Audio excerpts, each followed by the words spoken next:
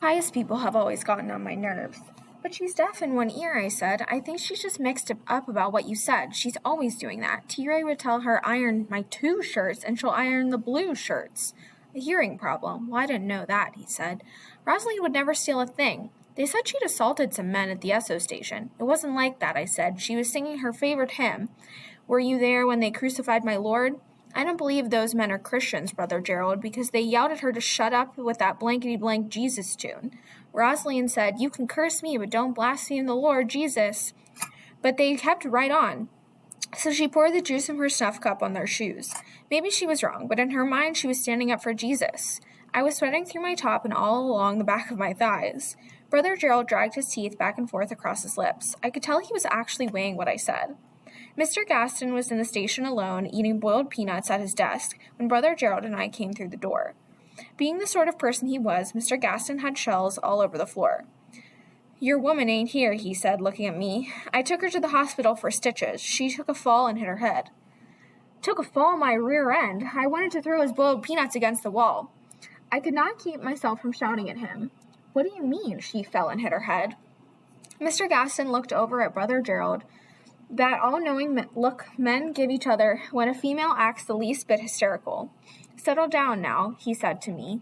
"I can't settle down till I know if she's all right," I said, my voice calmer but still shaking a little. "She's fine. It's only a little concussion. I expect she'll be back here later this evening. The doctor wanted her watched for a few hours." While Brother Gerald was explaining how he couldn't sign the warrant papers seeing as how Rosaline was nearly deaf, I started for the door. Mr. Gaston shot me a warning look. We got a guard on her at the hospital, and he's not letting anybody see her, so you go on back home, you understand?" "Yes, sir, I'm going home. You do that, because if I hear you've been anywhere near that hospital, I'm calling your daddy again." Sylvan Memorial Hospital was a low brick building with one wing for whites and one for blacks. I stepped into the deserted corridor clogged with too many smells. Carnations, old people, rubbing alcohol, bathroom deodorizer, red Jell-O. Air conditioners poked out from the windows in the white section, but back here there was nothing but electric fans moving the hot air from one place to another. At the nurse's station, a policeman leaned on the desk. He looked like somebody just out of high school who'd flunked PE and hung out with the shop boys smoking at recess. He was talking to a girl in white, a nurse, I guess, but she didn't look much older than I was. "I get off at 6 o'clock, I heard him say. He stood there smiling, tucking a piece of hair behind her ear. At the opposite end of the hall, an empty chair sat outside one of the rooms. It had a policeman's hat underneath it. I hurried down there to find a sign on the door. No visitors. I went right in. There were 6 beds, all empty except the farthest one over by the window. The sheets rose up, trying hard to accommodate the occupant. I plopped my bag on the floor. "Rosaline?" A gauze bandage the size of a baby's diaper was wrapped around her head, and her wrists were being tied to the bed rail. When she saw me standing there, she started to cry. In all the years she'd looked after me, I'd never seen a tear cross her face. Now the levee broke wide open. I patted her arm, her leg, her cheek, her hand. When her tear glands were finally exhausted, I said, "What happened to you?" "After you left, the policeman called Shu let those men come in for their apology." "They hit you again?"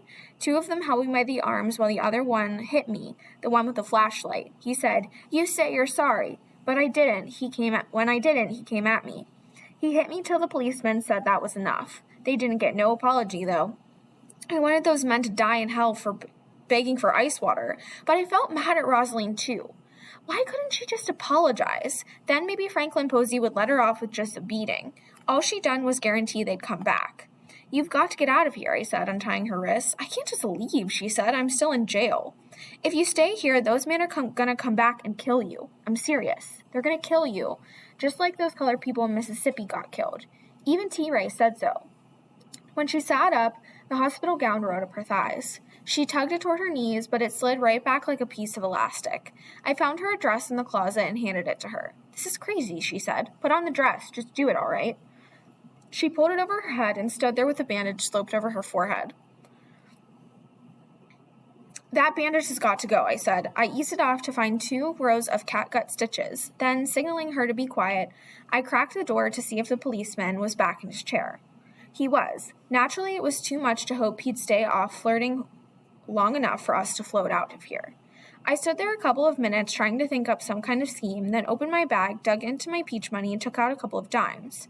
"I'm going to try and get rid of him. Get in the bed in case he looks in here." She stared at me, her eyes shrunk to mere dots. Baby Jesus, she said.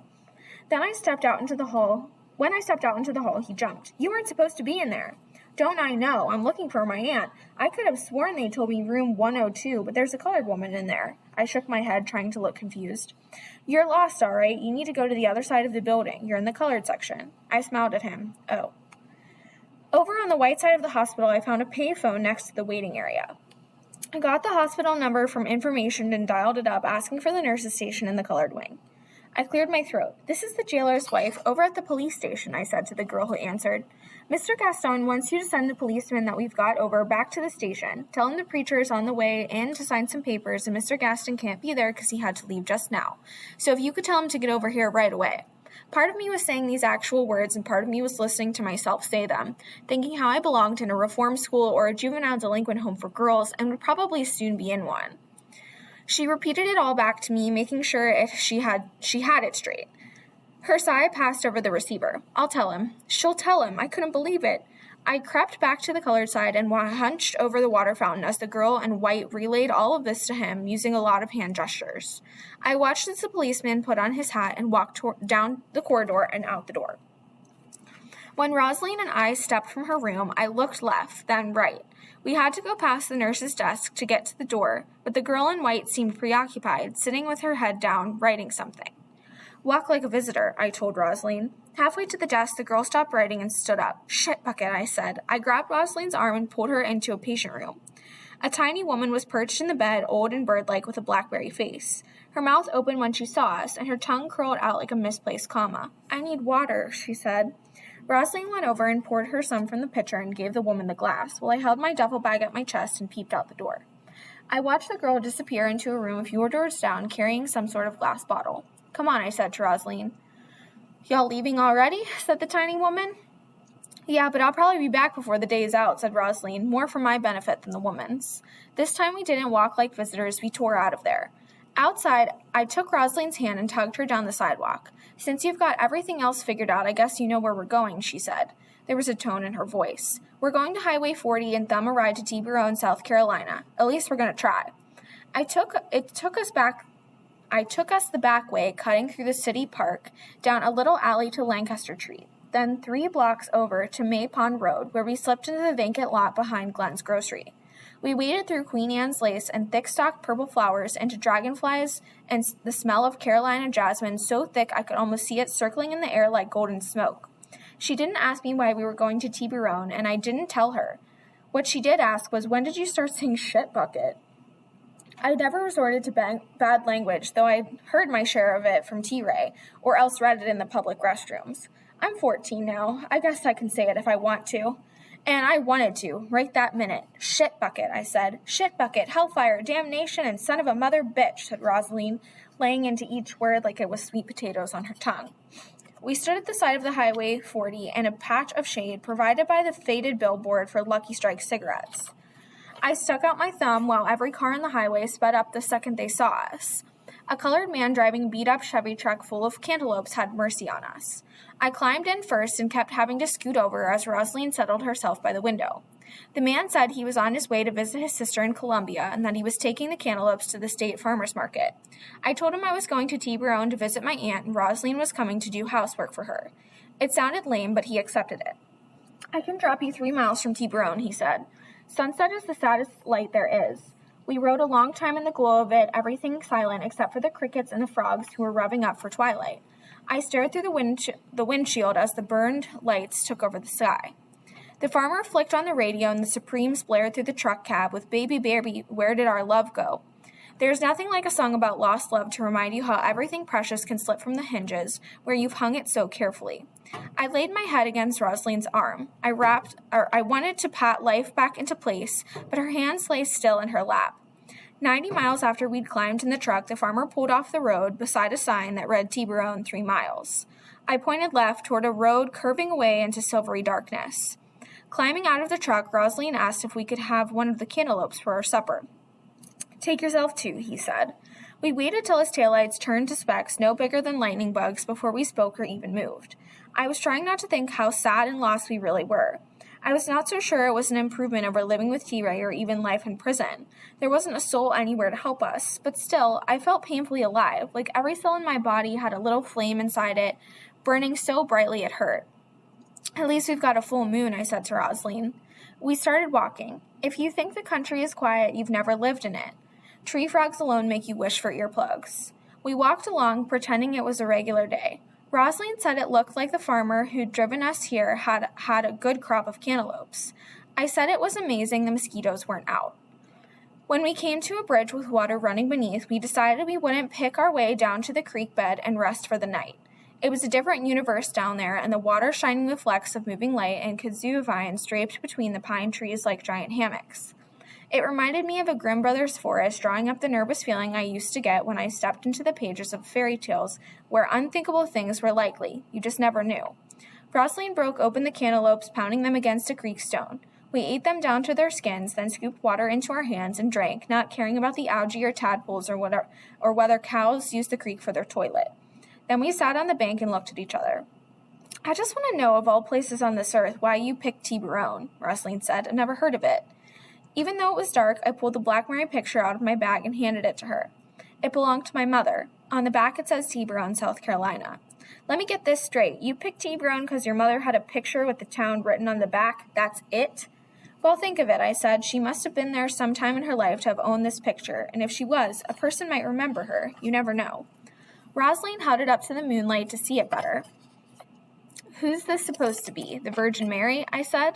Well, if you ain't noticed, she's colored, said Rosaline, and I could tell it was having an effect on her by the way she kept gazing at it with her mouth parted. I could read her thought.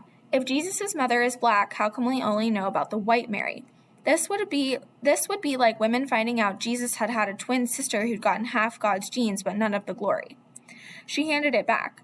I guess I can go to my grave now because I've seen it all.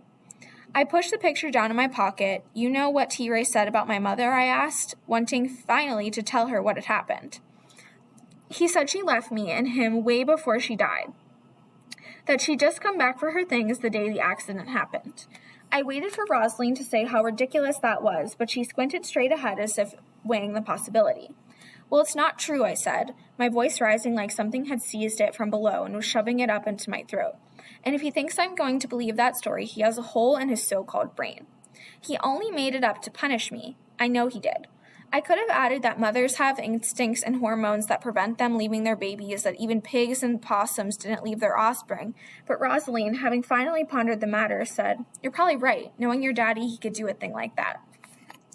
And my mother could never do what he said she did, I added. I didn't know your mama, said Rosaline, but I used to see her from a distance sometimes when I came out to the orchard from picking. She'd be hanging clothes on the line or watering her plants, and you'd be right there beside her playing. I only saw her one time where you weren't under her feet. I had no idea Rosaline had ever seen my mother. I felt suddenly lightheaded, not knowing if it was from hunger or tiredness or this surprising piece of news. What was she doing that time you saw her alone? I asked. She was out behind the tractor shed sitting on the ground staring off at nothing. When we walked by, she didn't even notice us. I remember thinking she looked a little sad. Well, who wouldn't be sad living with T-Ray, I said. I saw the light bulb snap on in Rosaline's face then, the flash of recognition. Oh, she said, I get it. You ran off because of what your daddy said about your mother. I didn't have nothing to do with me in jail. And here you got me worrying myself sick about you running away and getting in trouble over me. And you would have run off anyway. Well, ain't it nice of you to fill me in? She poked out her lip and looked up toward the road, making me wonder if she was about to walk back the way we came. So what are you planning to do, she said. Go from town to town asking people about your mother? Is that your bright idea? If I needed somebody to criticize me around the clock, I could have brought T-Ray along, I shouted. And for your information, I don't exactly have a plan. Well, you sure had one back at the hospital, coming in there saying we're going to do this and we're going to do that, and I'm supposed to follow you like a pet dog. You act like you're my keeper, like I'm some dumb person you're going to save. Her eyes were hard and narrow. I rose to my feet. That's not fair. Anger sucked through the air in my lungs.